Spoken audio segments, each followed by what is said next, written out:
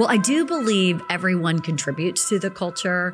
But at the end of the day, leaders are responsible, right, for setting that vision and setting that tone. It is important to pay attention to it, as you said, because it matters in terms of retaining the good people who you have in the organization. And you mentioned this concept of quiet quitting, right? What happens a lot of times is as employees begin to disengage from a culture that doesn't feel healthy and safe and secure for them, there's a period of time that there's really a lost return on investment, right? So I, as a leader at the end of the day, am to be accountable for us meeting the milestones that we have, the benchmarks, the goals that we have. So if I'm not setting a culture where we can be the most efficient, the most effective, which requires the most engaged employees that we can possibly have, right? I'm working against the overall effort of the organization if I'm just focused on efficiency and effectiveness, and the effectiveness part does not include the importance of engagement.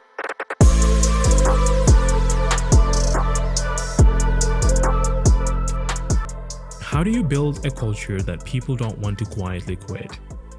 In this episode of Heliona Insight, I sit down with Dr. Leanne Taylor-Knight, an executive leader, education advocate, and culture strategist, to explore the hidden cost of disengagement, the responsibility leaders have in shaping workplace culture, and the true ROI of employee belonging. With a deep background in both education and executive leadership, Dr. Taylor-Knight offers a powerful reminder. Culture is not just a department. It's a daily practice, one that leaders are ultimately accountable for. We talked about quiet quitting, lost return on investment, and how to align performance goals with human needs. Because performance without engagement is just a very slow leak. So let's get into it.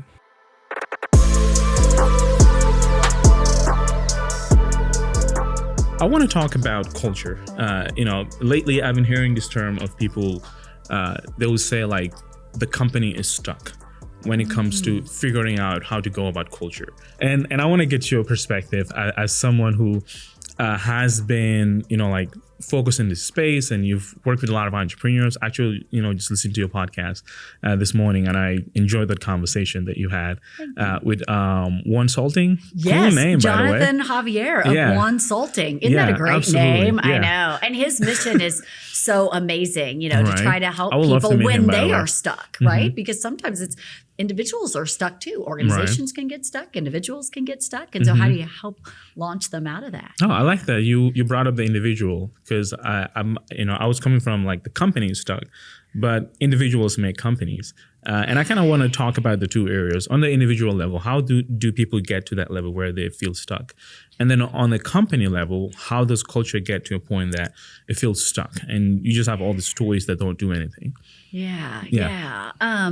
Well, first of all, I believe that culture is a part of the people who are in it, right? So the individuals are really, really important in the culture, right? And actually, some of my dissertation work is in the space of the importance of the leader in the culture, and yet also the importance of the individuals in the culture, right? So it's a two-way street. Like, we're all in this together. And so I think it's important that we express, those experiences that we've had where positive culture looks like and sounds like this, and I start to see culture going downhill when this happens or that happens. And for individuals to be able to recognize, hey, how am I showing up in this culture?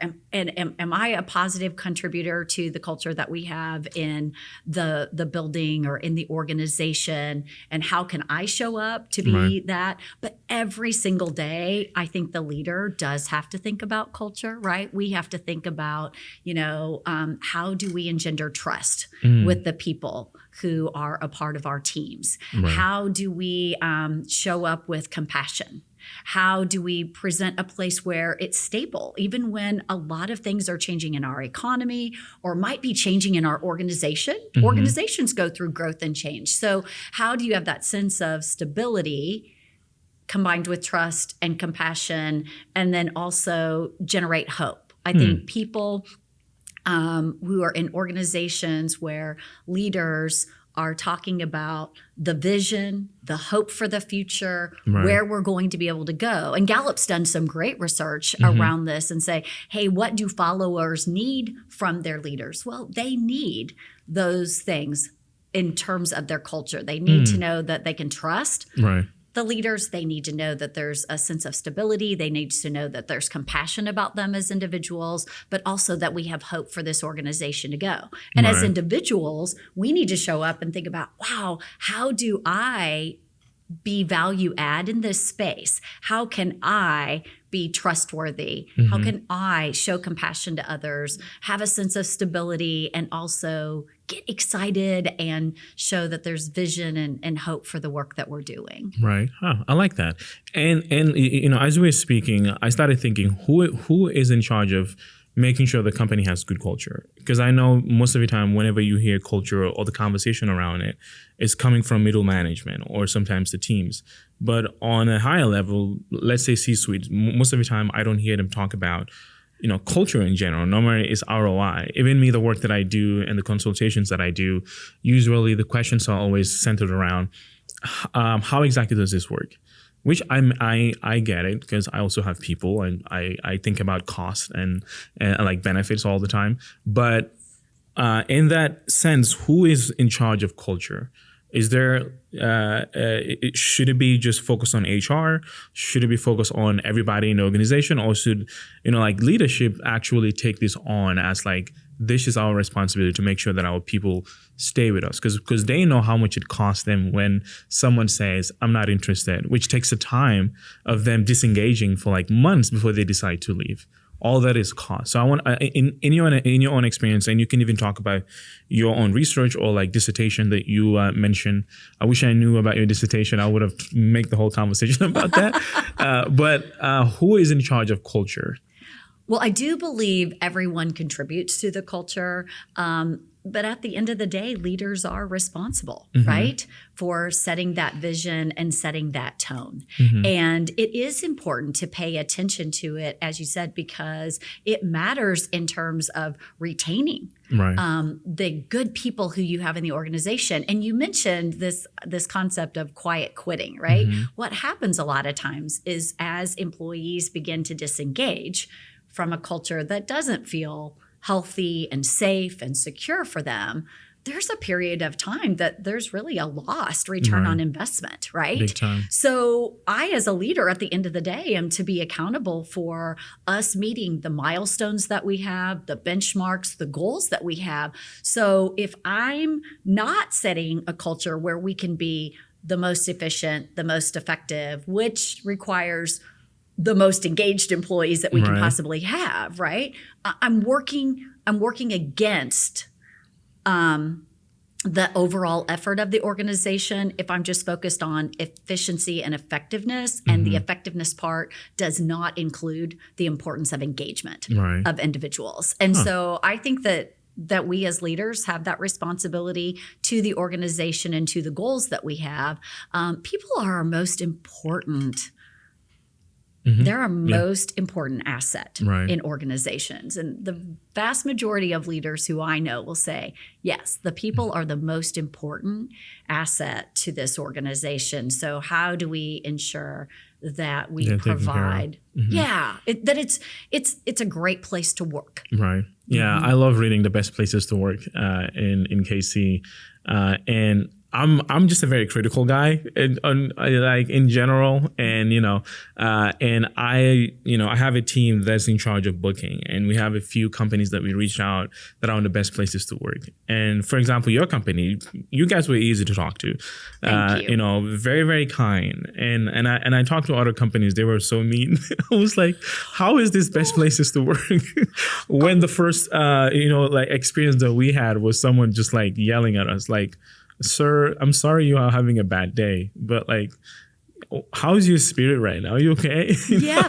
Well, I'm so glad that you asked, because, I do wonder sometimes when people, and that's really a part of culture too, is that we meet people where they are on that day. And we recognize that there are a lot of days, pretty much every day, I need grace. And our wonderful team at DeBruce knows Leanne needs some grace today. Right. And I hope that I'm also able to be in that position as a leader to model giving grace and to model having patience and to be mindful that, and you used an example of where you had in talking about your own company with your culture and saying the red, green, and yellow and where people are. It's like, man, some days people walk in the office and it has been a non-starter at home. It is going to be a difficult day for them in the office. So how do we meet them where they are? And it's so good. I do have the blessing of working with an amazing team who are very positive. I will also say they are more committed to the mission, the DeBruce Foundation of expanding pathways to economic growth and opportunity. They care deeply about those that we serve and this mission impact work that we get to do. I think that's the other thing that contributes to culture, right? When people can find an opportunity to do what they like to do and to do things that they like, that they do well. And as a leader, you give them opportunities to develop and to grow in those spaces. Then they're coming to work every day. They're excited about it, especially when you have a really good mission and you can get behind it. And that kind of goes back to where we talked about what's that vision? What's that hope? What do you want to try to do? I mean, at DeBruce, we expect to reach 2 million people a year, helping them when they're choosing and changing careers. And every day, our team comes committed to that mission, and they're thinking, they're curious about what we need to understand in order to be able to do that work. They are collaborative. We know that we're never going to be able to accomplish our mission alone. That's why when you or your team reaches out to us, we're like, oh, yes, you care about having a place where there are work cultures, where people wake up every day and they get to go do what they like to do and what they do well, and they're on mission. And that's really how we were curious about, well, what would it take to help people understand more about themselves? What do they like to do? What do they do well? And the survey that we have, the Agile Work Profiler, is a way to give people some confidence around that and help them see that in themselves. I like that. I actually read about that, and I was going to ask you that question next. But like, when you meet these individuals that are in the process of maybe leaving or like looking for an opportunity, like what are the things that you guys see as a commonality? And this could be cost related to the individual or to the company. And, we can talk about the individual first. Like when you meet them where they're at, what does that look like? Well, we are fortunate that we get to work with a whole lot of partners all across the country. So we're a national foundation that happens to be based in Kansas City. But we have partners who are in schools, who are in colleges and universities, who are in workforce centers. And so what that looks like when those individuals are attempting to help folks be navigated through their careers. I'll try to use a specific example, right?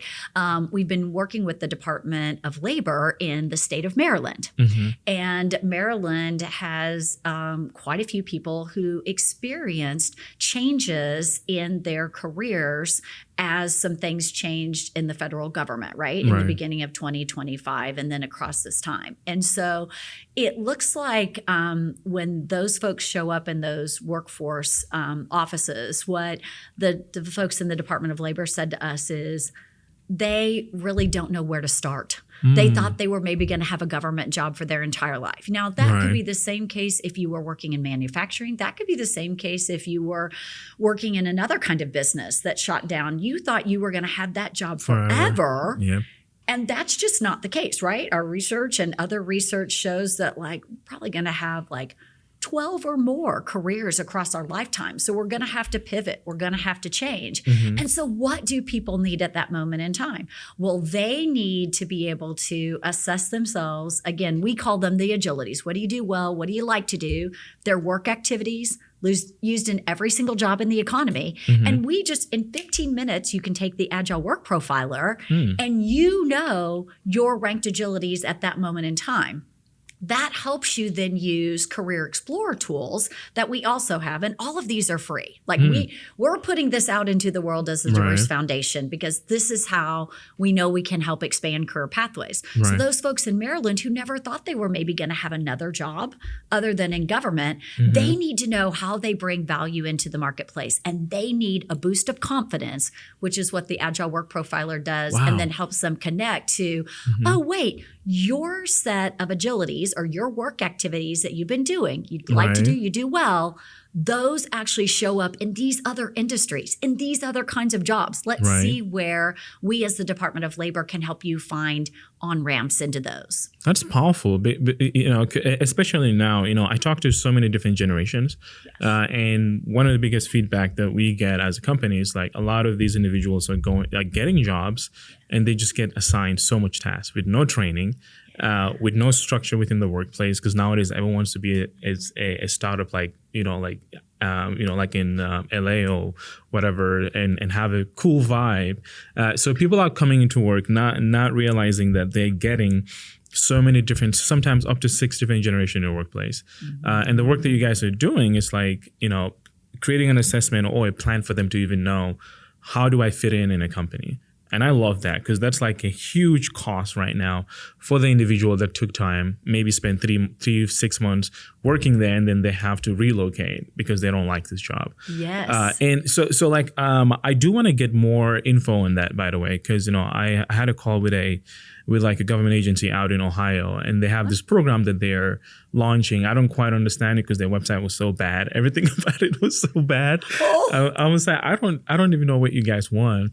But the idea behind it was like to just, you know, there's so much investment going into Ohio. There's so many positions opening, but they don't have enough people to like fill those roles. Right. But it's like people are coming into the state. Maybe some legislation happened that is making it easy for like businesses to want to open there, but they need workforce and they're struggling with meeting those needs. So now they're going across the Midwest trying to figure it out. And you brought up something that I want to ask you about. Like, if there's so much change happening today, why should an individual be loyal to a company? Because things are changing, and you just say that people think they're going to work somewhere forever, but now they're being told that no, we're probably going to introduce an AI tool someday that may be doing like 50% of what you're supposed to do, and someday 70, in the future 100%, and you're no longer relevant. Like, why should an individual be loyal to a company? Like people used to back in the day.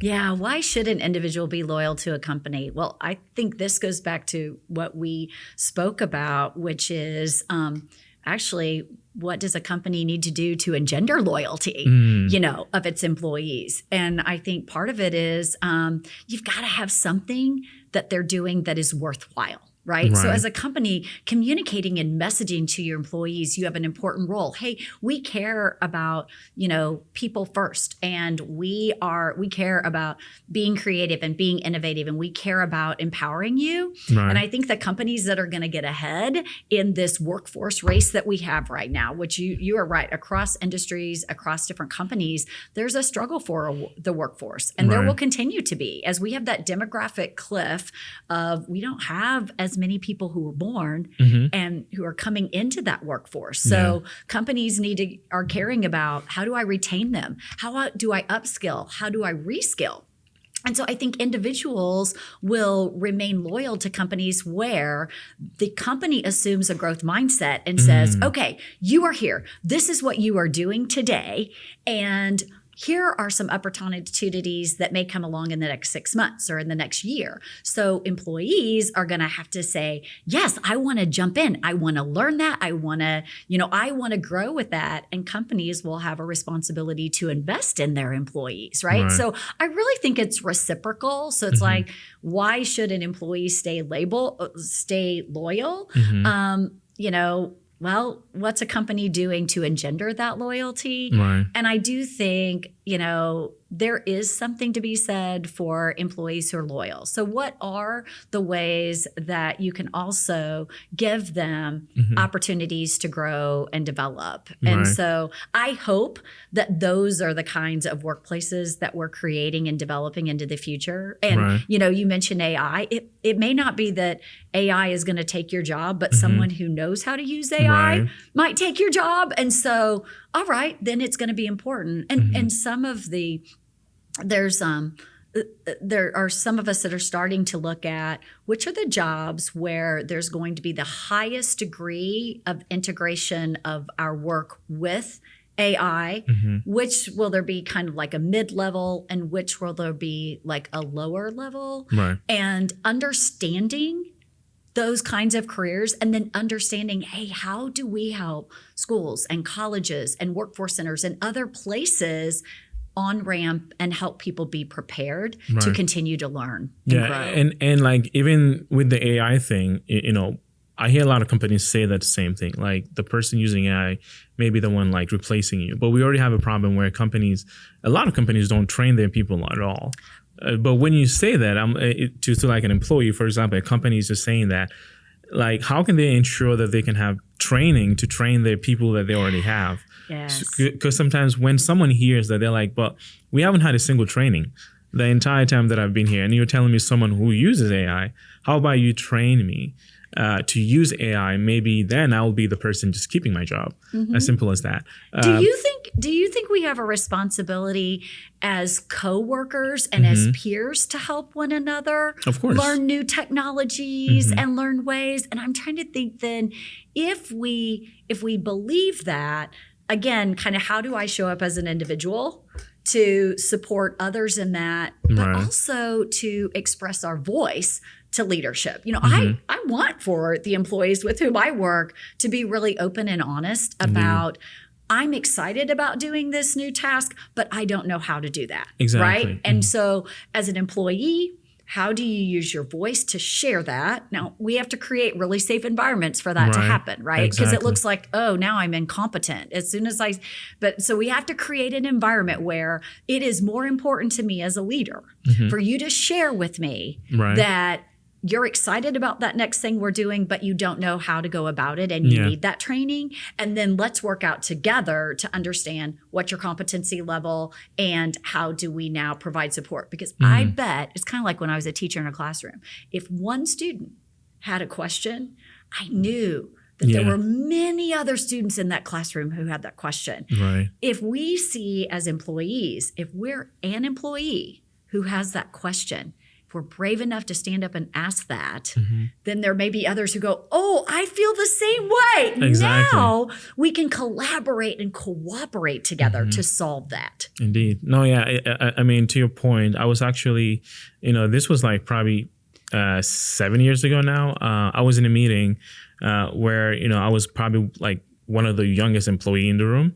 And I asked a question that seemed very stupid. And the question led to me getting promoted, which was wild. But, I was just sitting there. I was like, this makes no sense at all. I want to meet your leader of that organization. Great guy. That's a person who I want to learn about culture. So he's the guy who actually wears a fedora. And I literally started wearing a fedora because I got inspired by him. He was like one of the first individuals back then when I was super young and as an adult who took time and then like just wanted to help me and just, which was weird to me back then. I was like, why is he calling me? But then, I would always ask questions and the question will open doors to so many different things. And then somehow I got in charge to like manage this like really, big like sister company that they had of almost 50 different individuals. But again, I didn't have any training. So I did a horrible job at that. But, now I have a podcast, so all is well. That's what I try to tell myself. But so I saw this thing, which I shared on my email list yesterday, actually. So like Goldman Sachs is having all of their junior bankers actually pledge their loyalty, like an oath, every 3 months, because they've been having so much trade, secrets getting exposed because people don't stay that long. They come in for a certain amount of month and then they leave. Now they're requiring their employees to like actually, do an oath. It's like an official thing. You put your hand on like a Goldman Sachs book, and then I was like, this is so bizarre to me, and I wanted to get your thoughts on that because I know they take care of their people. Obviously, it's a big company, but the fact that even they're struggling with retaining their people tells me something much bigger is going on. I wanted to get your take on that activity of having employees, mainly junior employees, do that, and just in general as well. Is that a good thing to do?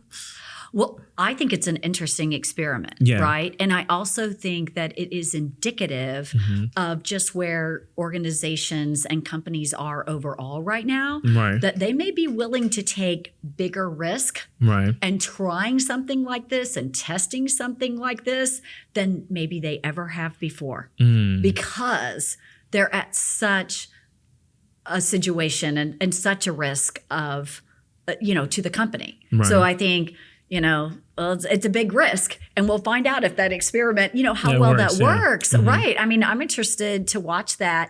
Also, we should all be interested to see what other kinds of experiments and tests and things like that will come out. And then in the end, it's like you mentioning your former opportunity to learn, like, you were given the reins to something and not necessarily feeling as capable to be able to do that. And you learned a lot, but then you turned those learnings into a way to help other people learn and grow, other organizations to learn and grow. So hopefully, as some of these entities take some risk like this and learn from it, we will all learn lessons about how to create this collaborative effort around employees and employers. Yeah. By the way, thank you for the differentiation, employees and employers. Because I think sometimes when we forget there's so much requirement for employees to do X amount of training, do this and do that. Yes. But sometimes employers are the one assigning all those things, but they also need to do all that. Oh, I think that's one. I'm glad that we're pointing that out. I do think that we have responsibilities all across the leadership spectrum, right? To also grow and develop ourselves, right? And so this whole idea of staying open to learning, being lifelong learners. I think maybe even earlier, some of the things that you mentioned was like, what has my career journey been? And have I changed over time as a leader? Oh my, yes, thank goodness. And I feel badly for some of the people who I led in my early part of my career. Tell me about it. I'm still apologizing to one of them. Me too. I was like, I am so sorry, you know, but like, I did not think about people being parents first.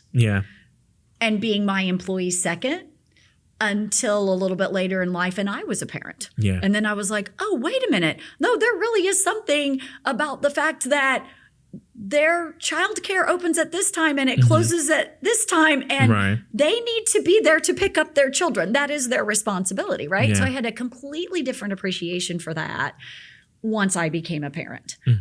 Other things along the journey, you see good leadership models, you see less than good leadership models. And you sometimes see, for me, I've seen glimmers of this, less than good leadership model. I don't like the way that feels when that happens to me.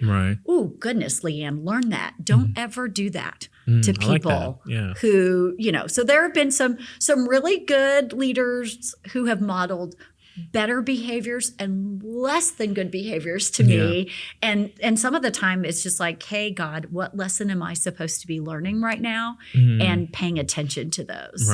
No, even with me, I had this phenomenal, like employee last 2 years. Time flies. I was last year, but it's been 2 years. But, Angela Kennedy, if you're listening, I love you so much. But, she is someone that came in and taught me so much about just communication in general. And she was leading my, like all of my communications back then. But, I had all this vision of her even taking over someday because I was like, this person is incredible. I've never worked with someone, even our emails were different. Yes. Yes. And this was before AI too. So she's just all around incredible. But then the company, my vision changed, meaning I had to let go of that company. So it was like this huge falling out. And she had so much grace, not with her, but with other partners. And, because I'm like, I'm going a different direction. There were almost 300 different people involved into that decision. It was the heaviest thing ever. And she took all that on and told me to just go chill and got me a burger too.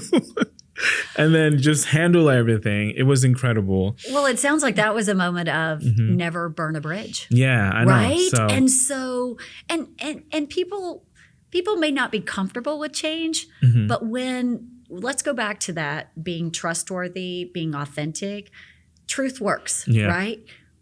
Generally, people understand, while they don't like change, when you help them, when you share the truth about what the situation is, they may be able to better understand the change. Right. And also, as you go through that process, when you're like, okay, there's enough out here for everyone. I am going to leverage the networks that I have to help you get connected and you get connected. And oh, you were a client of our firm. Let me give you 3 other firms that could really serve you well. Right. So keep those networks alive and really show people that you were invested in them for more than just what they could give to you, but also that you're going to stay invested. And those are the relationships that matter across a lifetime. As you said, you still have that relationship. No, with yeah, her. it's a very special experience. Like it was like one of the experiences that I had. I was like, okay, I need to make sure that I took what I learned from her, like especially the communication piece. That's why I have the 3 C's. Like clarity was from a client named Dr. Mac. He's the most clear individual I've ever met. And then communication was from her, Angela. Communication wise, she doesn't only communicate; she makes sure the communication flows through everyone involved, which is a lot for me. Like I am very introverted. I don't like talking to just people that I don't know out and about. That's why I created this podcast, so I can talk to as many people as I can to get over that. And then the capacity was from my past experience running a very small agency in Kansas City and just over burning out at pretty much everyone that I came across, because I'm like, I can do 10,000 things at this time, at this moment. You should be able to do it. So, but yeah, I learned a lot from all those experiences, and I brought it into this podcast. I do want to go back into AI because we're talking about capacity and training and all these things. And this morning I read that Gallup actually they say that more people in the workplace are using AI in just a matter of 2 years. Like I think it's like 2x of like usage of individual in the workplace. And to your point earlier, a lot of people are using it, but they don't know, they're not using it as well as they could, because everyone goes to ChatGPT. That's now the framework for AI, a little chat box. You go in and ask as many questions as possible. Yes. I don't think it's very engaging as far as learning and understanding. It's kind of like just offloading and moving on, and sometimes that can create a lot of problems. And I want to know, maybe you've talked to some people in your space that are doing something different when it comes to AI. Like, how can we train people in our workplace to make sure that they're using the tool as best as possible, basically. Well, I think we are all early in these stages, and we're trying to understand and tackle this as we go, and companies are having to think about, well, what are the policies and the procedures that we have to have in place to protect our intellectual property? How do we keep up with it when there are ChatGPT and Copilot and some others, but there are every single day there are more of these platforms coming online. So like, how do you give direction? How do you give clarity to employees about when are the right times to use it, when are the wrong times to use it, how do we protect our intellectual property if you're using it? So I feel like there are so many questions related to this, and we're all going to have to be in a learner space with that. I've also heard different attorneys and others say that, policy is going to be behind. Yeah, big time. And it's going to be behind. So you're going to have to, and there's going to be constant change, right, in this. So you're going to have to know what your today answer is. It goes back then, talk about the clarity piece of it. It's also then the communication piece of it is like, well, my gosh, how do I help our employees know what the answer is today, when it's appropriate to use it? And so most of what I'm seeing in the kinds of things that we're doing is we're having very open discussions in our workplace about it, right? And communicating and definitely owning like, oh, we did an exercise yesterday where we did a lot of brainstorming around an issue that we're trying to solve. And as we did that brainstorming, it was very easy to use an AI tool to do a very quick summary of that, right? So we didn't have to go put all the Post-it notes together that, oh, these all have to do with this part of the problem and these have to do with this part of the problem. So our AI tool actually gave us a really quick summary very quickly. Then what we did is we read what AI generated and we said, okay, what did AI miss, right? And so we have these additions of like, oh, as human beings, AI completely missed this part of the discussion. We have to come back in and grab that part of it. The next time we did the same experience, but we did it with a different issue. And the person who was sending the information to AI prompted AI in a different manner. Because after we'd done the human reflection, she said, oh, I need to give AI some more better instructions on this. So I think that's the other thing is prompting is key. And it is going to be very important that we as human beings use our critical thinking. And to your point, that we train individuals how to be even more critical thinkers than they are now so that they can prompt AI and that we can make really good decisions about when is it useful as a tool and when is the human factor going to be what has to come back in to make the difference. Right. I like that. As you say that, an idea popped in my head. I think I'm going to apply my 3 C's to like the 3 C's of prompting. You should. Because again, I'm very critical about technology because I've been, I'm actually a developer. That's what I've always done before I went to advertising.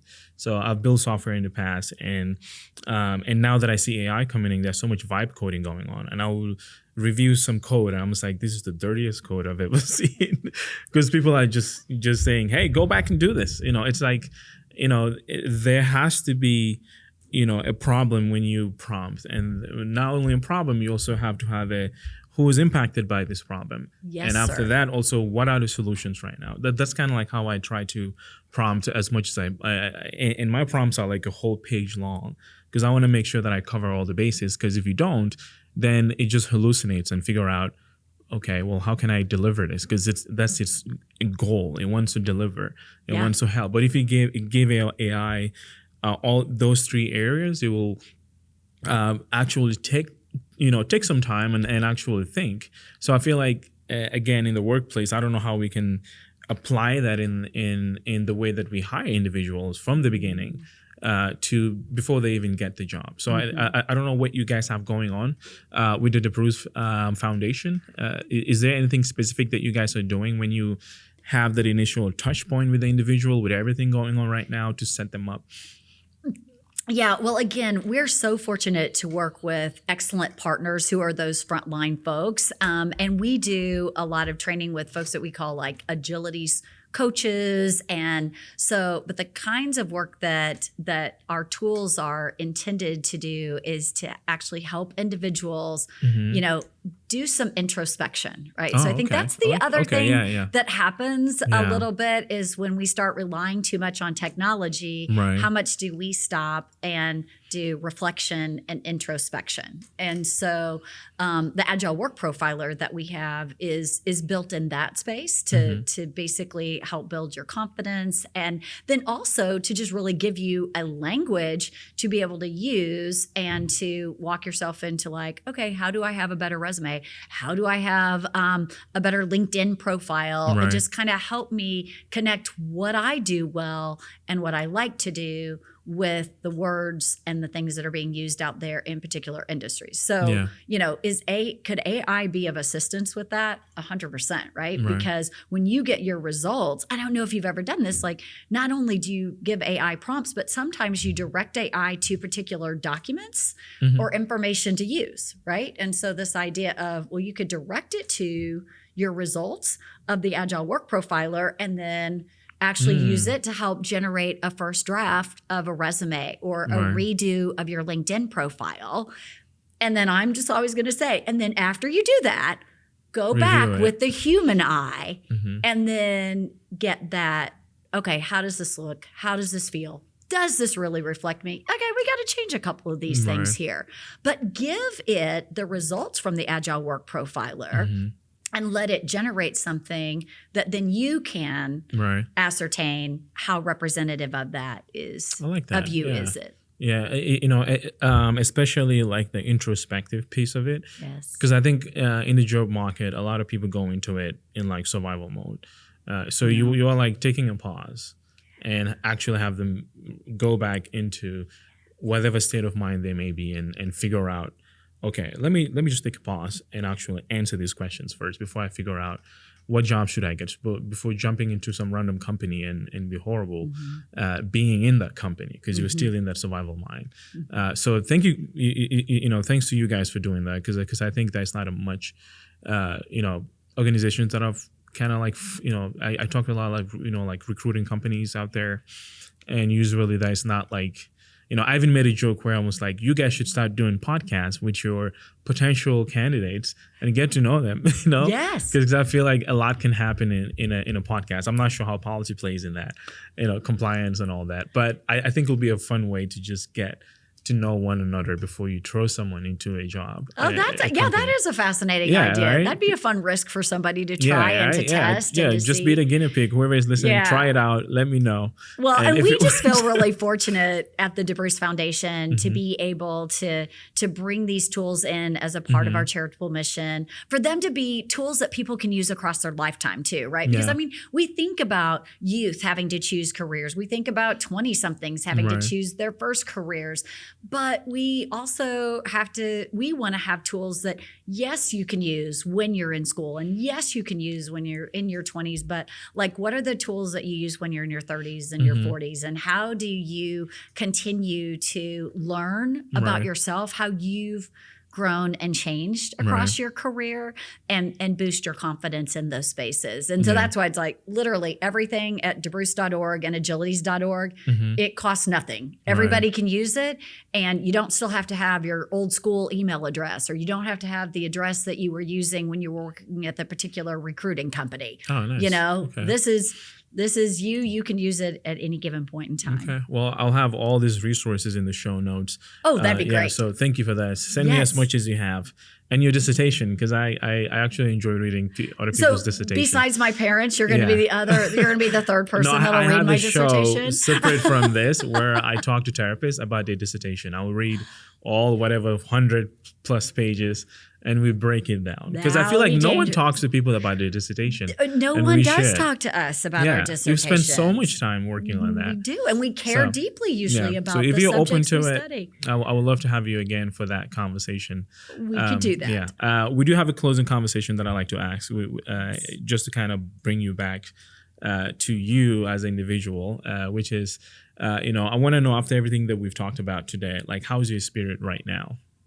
Oh, my spirit right now is green light, go. I am energized and inspired by this conversation today. I am also more curious about some of the things that you shared, other things that are happening. And I really hope that, that's the kind, we'll go right back to culture, right? That's the kind of culture that we want for folks to have, whether it's that clarity, that communication.